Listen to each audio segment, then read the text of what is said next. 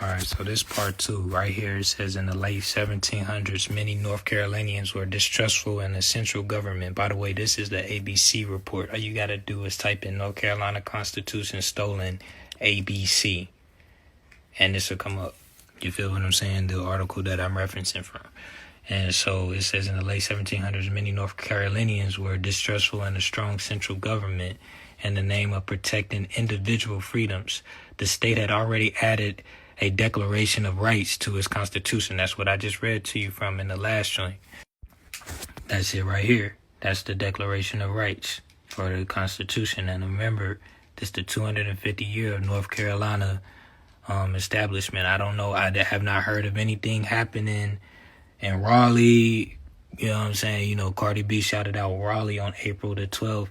She knows something. She knows something. She performed in Charlotte. Come on, son.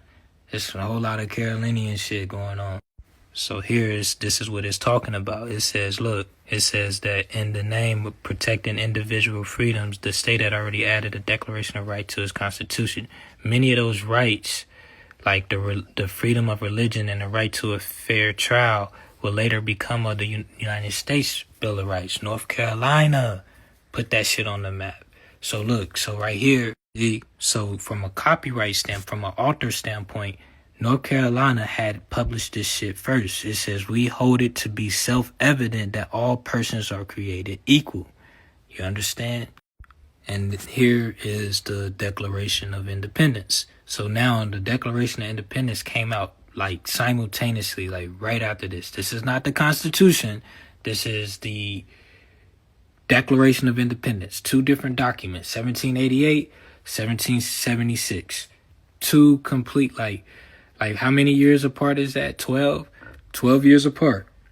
You feel what I'm saying? It says, we hold these truths to be self-evident, that all men are created equal and endowed by their creator with certain unalienable rights.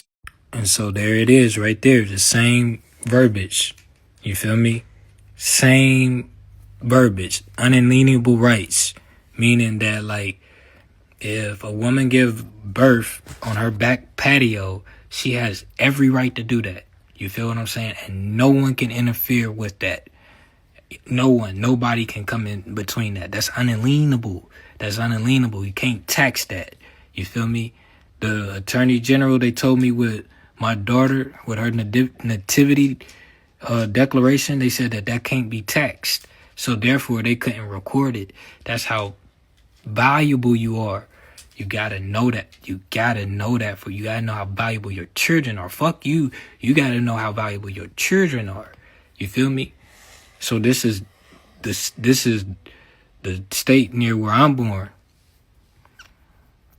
Oh, the first video just posted. So this part 2 to that. You know, it just posted at 8:16 timestamp. You feel me? So where I wanted to go with that is here, 322.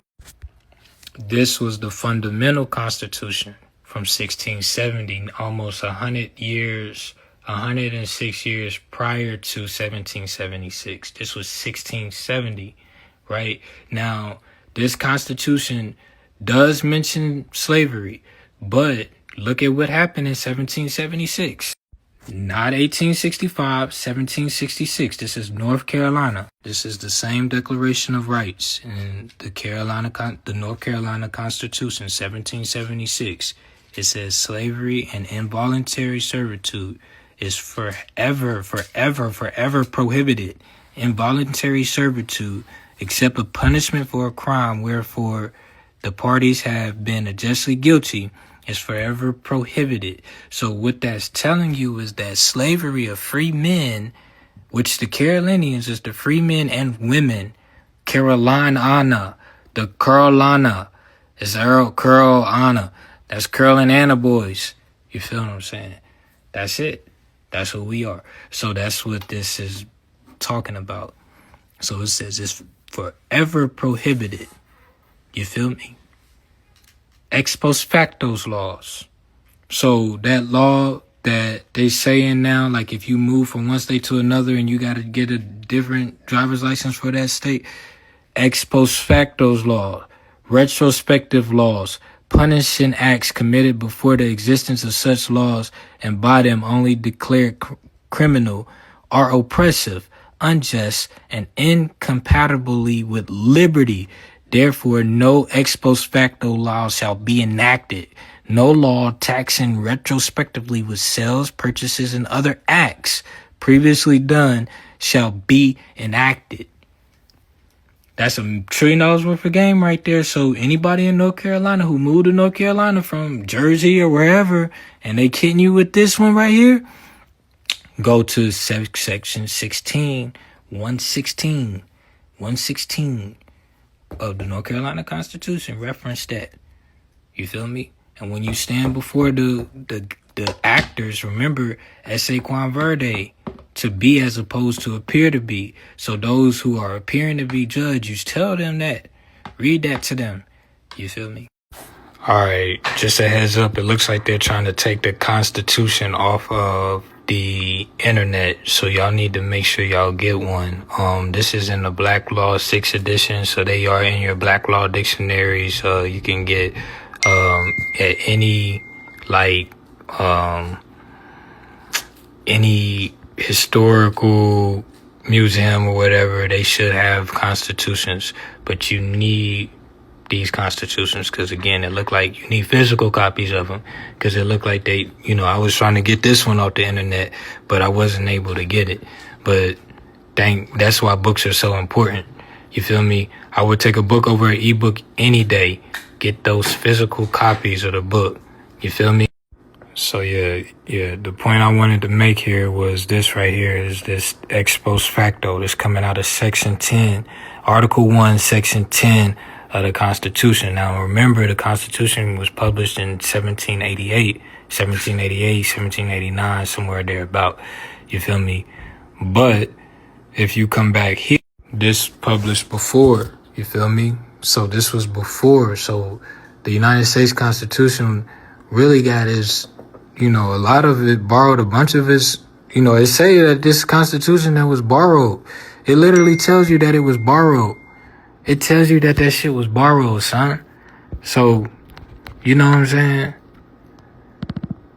So, yeah, bro, that shit say it was borrowed.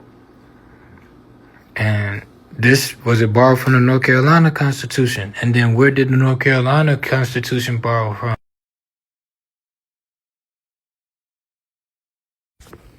All right, so let's look at this. It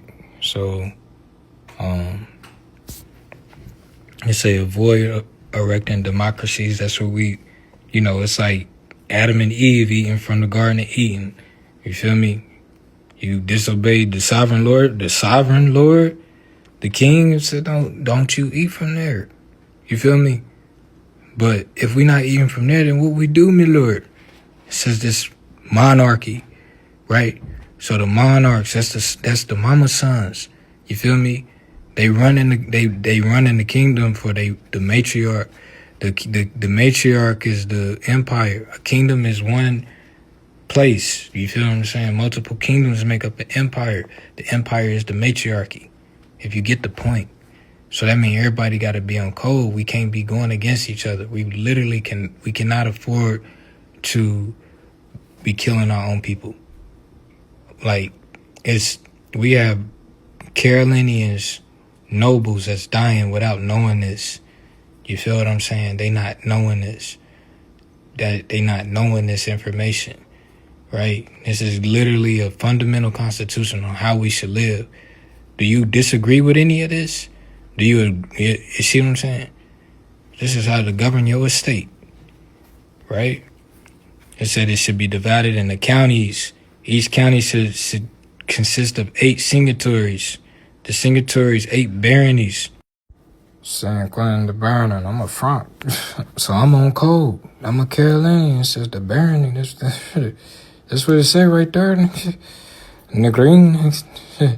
Saint, you know what I'm saying? St. Leon. San Quentin the Baron. You know what I'm saying? It's in Southwest France. It's in Southwest France. So that's La Suave. Call me La Suave. So it's telling you the office, the nobilities, you know what I'm saying? The barony, right? A colony, son. Let's look up the definition of a colony. Let's look it up. And I said, give me that. Bring me this book right here. Get this book right there. Get that one. Carry it and bring it over to me. I said, he's working out.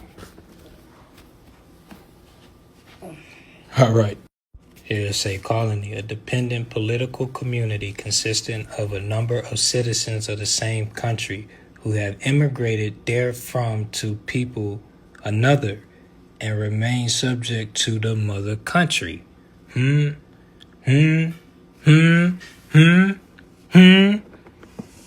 says that the territory attached to the other nation. What the other nation, son?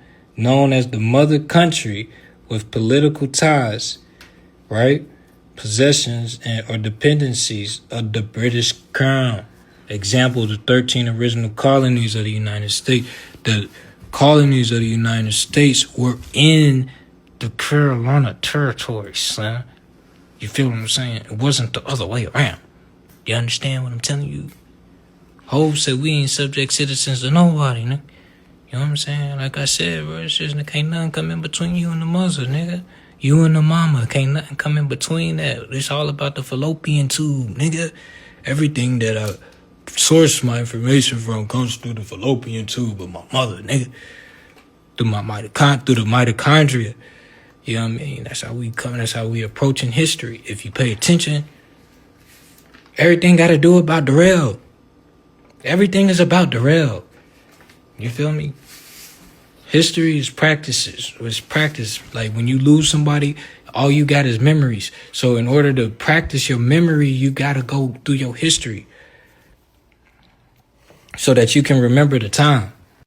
So here's this community that's moving off the same principles in that fundamental constitution from 1670.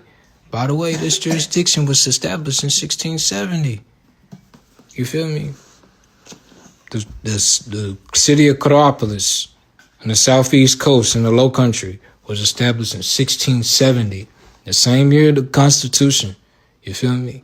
And so it had colonies. Colonies just mean it had imports from Germany, right? Which Germany, France. So this 200 years later, that's say 1870, son. You feel me? It says Louis Scannering, right? Former enslaved person, later freeman. The freeman is the Carolinian. He's a Carolinian that's saying that right there. Carpenter, like Christ, along with 62 other freemen, Carolinians, formed the Charleston Land Company and purchased 614 acres property, formerly known as the Ramley Plantation, right? So we got rid of that shit. They brought back the block, right? And sold it back to former enslaved Carolinians, freemen. That's what I'm saying. Right. It parceled it out. So that's another example. And they got back on code. So it ain't about how you start, bro. It's about how you finish, bro. You feel me? Here go another one. There's another one.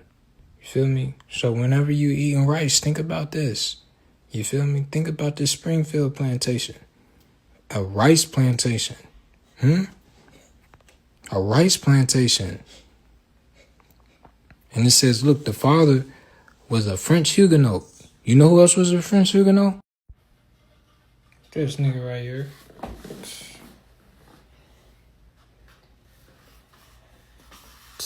Say he was a French Huguenot.